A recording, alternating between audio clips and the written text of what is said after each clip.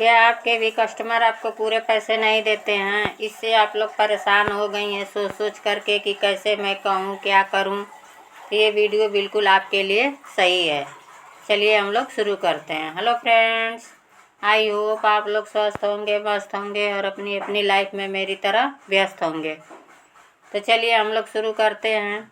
देखिए, हम लोग कुछ भी काम करते हैं तो अगर पैसा नहीं मिलता है तो मन उदास रहता है और हम लोग मांग भी नहीं सकते हैं। मैं तो मांगती हूँ, लेकिन जो सिस्टर मांग नहीं पाती हैं उनके लिए मैं बातें कर रही हूँ कि जिससे परेशान है। कुछ सिस्टरों के पास ऐसा समस्या होती है।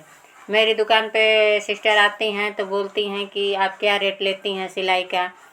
तो मैं तो उनको बताती हूँ जो मेरा रेट रहता है, लेकिन वो बोलती हैं कि वही लोग आपके यहाँ आकर के इतना पैसा दे देते हैं सिलाई का पूरा रेट, लेकिन वही हम लोग गांव में सिलते हैं तो हम लोगों को पूरा पैसा नहीं मिलता है। तो मैं बोलती हूँ कि हाँ सही बात है, वो लोग जानती हैं कि आप इतने ही में सिल देंगी।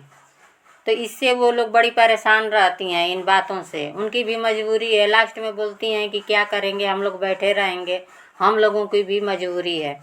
तो देखिए सिस्टर, हम लोग काम पूरी ईमानदारी से करते हैं, अपनी मजबूरी से तो करते नहीं हैं। हम लोगों का शौक़ है कि हम लोग कुछ करके उससे पैसा अर्न करें, लेकिन सामने वाला इसका फ़ायदा उठाएगा तो हम लोग तो फ़ायदा उठाने नहीं देंगे। तो चलिए इसी पर हम लोग बातें करते हैं, जानते हैं, सोचते हैं, समझते हैं, अपने में शेयर भी करते हैं। तो मैं तो उनसे बोलती हूँ, उन लोगों की ये परेशानी रहती है, कई बार मुझसे पूछी भी हैं, डिस्कस भी कर रही हैं इस बात को लेकर के, लेकिन उनको समझ में नहीं आया है कि क्या करना चाहिए। ये टॉपिक मैं आप लोगों से भी शेयर कर रही हूँ। शायद किसी सिस्टर के पास ये समस्या हो तो शायद मेरी बातों से कुछ उनको हेल्प मिल जाए। तो देखिए, जब हम लोग सिलाई करते हैं तो रेट तो हम लोग खुद ही तय करते हैं कि हम लोगों को इतना लेना है। मान लीजिए कोई कस्टमर कहेगा कि नहीं हमको कम ही में इतना हम पैसा नहीं देंगे, तो उनका हम नहीं सिलेंगे। मैं तो नहीं सिलती हूँ, वापस कर देती हूँ कि नहीं मेरा सिलाई का रेट इतना है, मैं आपका कपड़ा नहीं सिली हूँ, आप कहीं और सिलवा लीजिए। तो एक बार आदमी वापस जाएगा, दो बार, पहली बार आएगा तो उसका माइंड सेट रहता है कि इतने में सिलाई होती है।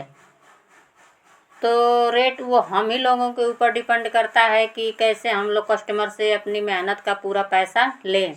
इस चीज़ को हम ही लोगों को सोचना पड़ता है, दूसरे कोई नहीं सोचेगा।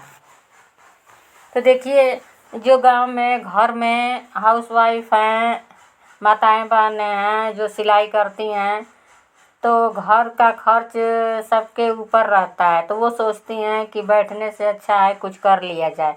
सही भी बात है। आदमी जहाँ कुछ भी नहीं मिलेगा तो कुछ तो मिलेगा, लेकिन फिर भी कुछ मिलने का मतलब ऐसा होता है कि कुछ लोग होती हैं कि सोचती हैं कि फ्री में काम करा लें, पैसा ना देना पड़े हमको। तो ऐसा तो होगा नहीं। तो हम लोग भी अपने में अपडेट हम लोगों को भी करना पड़ेगा, क्योंकि जब हम लोग मेहनत करेंगे, पूरी ईमानदारी से मेहनत कर रहे हैं, जैसा उसको फिटिंग चाहिए सब कुछ हम लोग दे रहे हैं, समय लगा रहे हैं, मेहनत कर रहे हैं, क्या हम लोग सो नहीं सकते हैं? लेकिन हम लोग भी सब कुछ छोड़ करके मेहनत करते रहते हैं। किस लिए करते हैं? पैसे ही के लिए करते हैं। जाहिर सी बात है, वो हम लोगों की ज़रूरत है। अगर वो नहीं काम करेंगे तो हम लोगों की ज़रूरत कैसे पूरी होगी? तो इस टॉपिक पे तो हम लोगों को सोचना ही पड़ेगा कि जो कस्टमर हैं वो क्यों नहीं देते हैं, क्यों नहीं देते हैं, कैसे देंगे, ये हम लोगों की प्रॉब्लम है। तो देखिए, मैं अपनी जर्नी शेयर करती हूँ। आप लोगों को जैसा ठीक लगे वैसे आप करिएगा। मैं तो पहले तो जो पुरानी कस्टमर हैं उन लोगों को तो पता रहता है कि सिलाई का रेट क्या है। जो नई कस्टमर आती हैं उनको नहीं पता रहता है कि मेरी सिलाई का रेट क्या है। तो पहले तो मैं कपड़ा सिलने से पहले मैं उनको रेट बताती हूँ। रेट बता देने से कस्टमर भी क्लियर हो जाते हैं कि नहीं, सिलाई करवाऊँगी तो इस सिलाई का इतना पैसा लगेगा। अगर आप अपने सिलाई का रेट नहीं बताओगे तो कस्टमर का पता नहीं चलेगा, वो फ्री में सिलवा के चली जाएंगी, आप सोचते रह जाओगे। तो पहली बात ये होती है कि हम लोगों को अपना रेट बताना पड़ेगा कुल मिला कर के। अगर आपके अंदर शर्म है, झिझक है कि कैसे मैं मांगूँ, तब तो वो आपसे फ्री में काम करवा करके चले जाएंगे, पैसा भी नहीं देंगे। तो मन तो उदास होगा ही कि हम इतना मेहनत करते हैं और पैसा नहीं मिलता है। क्यों नहीं मिलता है? तो जब काम छोड़ देंगी, बोल देंगी कि हम नहीं करेंगे, सारे लोग एक जैसे नहीं होते हैं। कुछ लोग पैसे देने वाले होते हैं, कुछ नहीं भी देने वाले होते हैं। तो जब आप काम रोक देंगी तो जो देने वाले रहेंगे वो देंगे। आप खुद ही पहचान जाएंगी कि नहीं, इनका मैं कपड़ा सिलूँगी तो ये पैसा मुझे दे देंगे। तो वैसे ही धीरे धीरे करके अच्छे कस्टमर मिलने लगते हैं और जो फ्री में सिलवाने वाले होते हैं वो हटने लगते हैं। तो पहले तो आपको छोड़ना पड़ेगा फ्री वालों को। आप छोड़ दीजिए कि मैं नहीं करूँगी, इसलिए कि जब इतना मेहनत करके नाम बनाई है कि नहीं मैं सिलाई करती हूँ, सब कुछ करती हूँ, तो 2-4 लोग तो जान ही गए होंगे। तो उसी में कुछ फ्री वाले भी होते हैं जो पैसा नहीं देना चाहते हैं। तो पहले तो कहना शुरू कीजिए कि नहीं मैं सिलाई ब्लाउज का इतना रेट लूँगी, पेटीकोट का इतना है, फाल का इतना है। सब कुछ आप अपना ओपन रेट करिए। एक बार नहीं देंगी, 2 बार नहीं देंगी, तीसरे बार ज़रूर वो लोग दे ही देंगी। इसलिए कि चारों तरफ का रेट उन लोगों को पता रहता है। बस नहीं देती हैं वो बात अलग है, लेकिन रेट सबको पता रहता है। मैं तो सिलाई करती हूँ तो सिलाई के बारे में बातें करती हूँ। आप कोई भी स्किल है, जो भी मतलब बेचना चाहती हैं, जो भी काम करना चाहती हैं, जिससे भी पैसा कमाना चाहती हैं, कोई सा भी फील्ड हो, रूल तो एक ही होता है। सबको कहना पड़ता है, सबको प्रचार करना पड़ता है, सबको मेहनत करनी पड़ती है।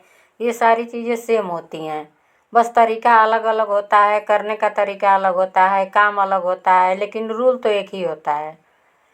तो हम लोगों को कस्टमर से कहना पड़ेगा। अगर नहीं कस्टमर से कहेंगी तो वो नहीं मिलेगा। कुछ लोग कहती हैं कि हम लोग मांगते भी हैं फिर भी नहीं मिलता है।